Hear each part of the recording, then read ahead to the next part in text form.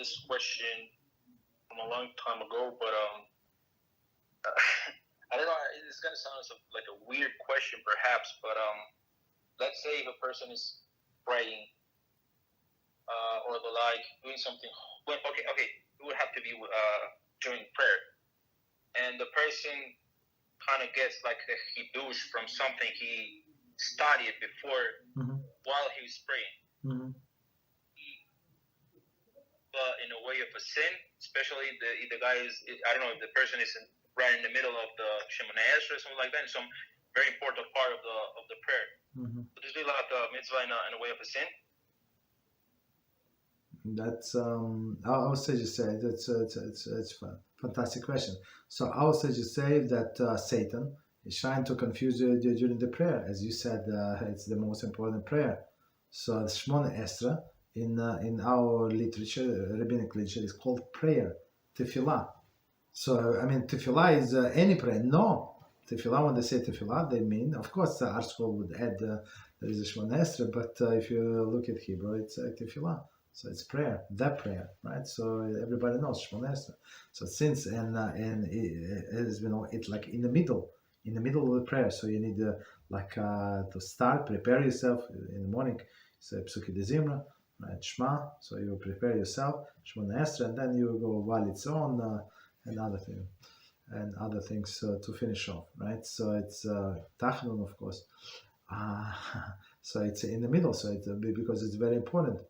So our sages say it's in the most important prayer, and Satan is going to try to confuse you, and he's going to give you like all of the great thoughts, not only bad thoughts. Of course, bad thoughts according to level of person, right? But to a holy person, right? He's going to put the other thoughts, even though he must concentrate on a prayer Shemoneh Esrei.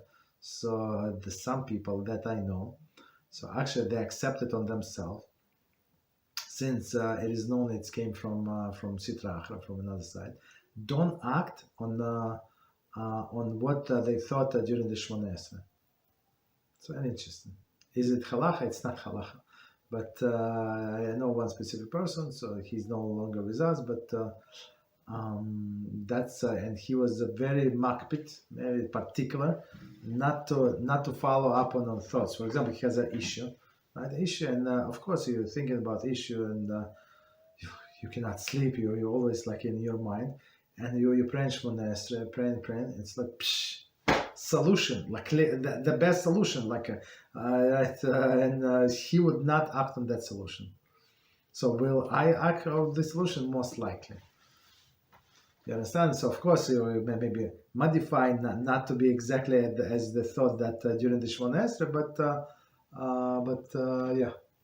but try like usually it's very good thoughts, of course, because Satan wants to confuse you, right? Okay. Thank you very much, Rabbi. That was very handy. Yes. So I guess that also applies when we have this, let's say, so-called Hiddushim, places we're not supposed to think about Torah. For example, the bathroom.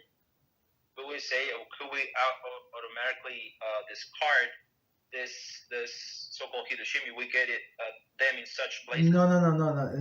In this case, there is no problem. So it's because person could not contain himself. It is forbidden to think about it. But very interesting. The halacha is if person has improper thoughts, improper about immorality, right, in the bathroom. So it is allowed for him to push it even through the Torah thoughts in the bathroom. You understand? So that's it's very, very important. So we try not to, of course. I mean, because it's if a person has even in the bathroom, so it's show the level of refinement of the person, right? So if you continue think about Torah, of course, I mean there are breaks, you have to take care of other things, but if it's what is on your mind, so it's not so so easy to change the speed, like to change the direction. I have to like brake, like hard brake, like stop, right? Sudden stop and do whatever I need to do. So not everybody is in especially if you're like in Torah thoughts like all day. It's not so easy to change, to switch. So for me, I like to switch.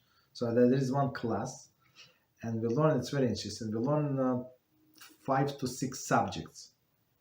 Right, so I like it. They also like it. So they get it's not like too hard. Like we would say, would do like 1 hour halacha, then musar, then story, then something else, then back to halacha, this and that. So, but for me, there is no problem. But my wife, for example, she said I cannot do it. That's too much. So she likes to have only one subject. Okay. So because you have to stop and reprogram your mind and go to a different direction. Okay, so that's not so easy. Okay, but me personally, I like this. Okay, what else?